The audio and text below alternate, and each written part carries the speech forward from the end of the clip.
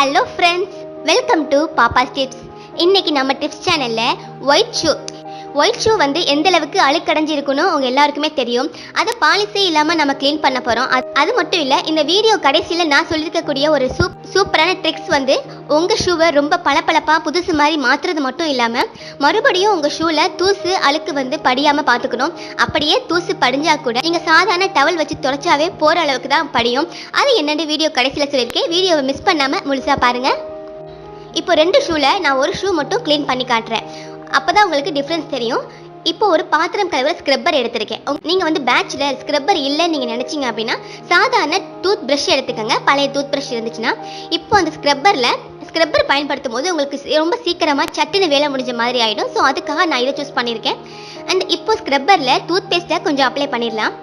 ரொம்ப தேவையில்லை, நார்மலாக நீங்கள் ப்ரஷ் பண்ணுற அளவுக்கு லேசாக அப்ளை பண்ணிவிட்டு உங்கள் ஷூவில் நீங்கள் ஃபுல்லாக தேய்க்க ஆரம்பிச்சிடுங்க.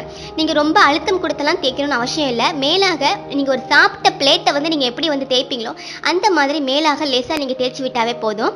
இதே மாதிரியே சுற்றி உள்ள எல்லா பக்கமும் தேய்ச்சி விட்டுருங்க.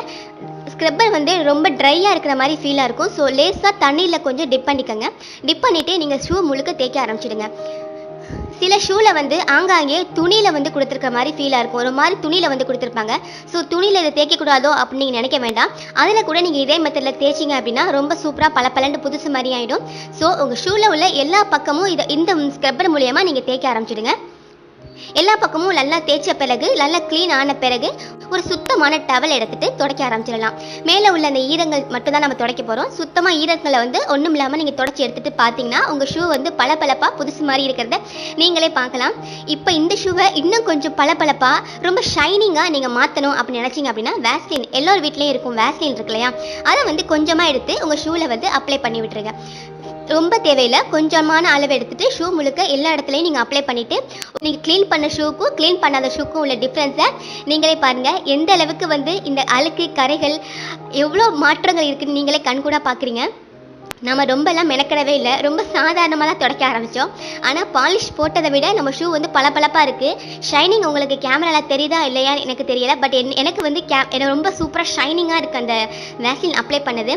வேஸ்லின் அப்ளை பண்ணுறதுனால உங்கள் ஷூ ஷைனிங்காக இருக்கிறது மட்டும் இல்லை, மறுபடியும் தூசு அல்லது அழுக்கு தண்ணீர் வந்து அதில் படியும் போது அடுத்த முறை நீங்கள் க்ளீன் பண்ணும்போது சாதாரணமாக நீங்கள் துணியில் வச்சு துடைச்சாவே அதெல்லாம் போயிடக்கூடிய அளவுக்கு தான் இருக்கும்.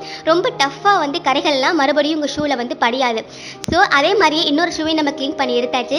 ரொம்ப சூப்பரான ஒரு யாருமே நம்ப முடியாத ஒரு மேஜிக்கலான ட்ரிக்ஸ் இது. கண்டிப்பாக இதை நீங்கள் உங்கள் வீட்டில் செஞ்சு பார்த்துட்டு உங்களுடைய கணவர் குழந்தைங்களை அசத்திடுங்க. நான் சொன்ன டிப்ஸ் உங்களுக்கு பிடிச்சிருந்தது, யூஸ்ஃபுல்லாக இருந்துச்சு நீங்கள் நினச்சிங்கன்னா லைக் பண்ணி ஷேர் பண்ணுங்கள். இது போல் இன்னும் நிறைய தகவல்கள், நிறைய டிப்ஸ் உங்களுக்கு தெரிஞ்சுக்கணும்னு நீங்கள் நினச்சிங்க அப்படின்னா நம்ம பாப்பாஸ் டிப்ஸ் சேனலை சப்ஸ்கிரைப் செய்து வச்சுக்கோங்க. தேங்க்யூ.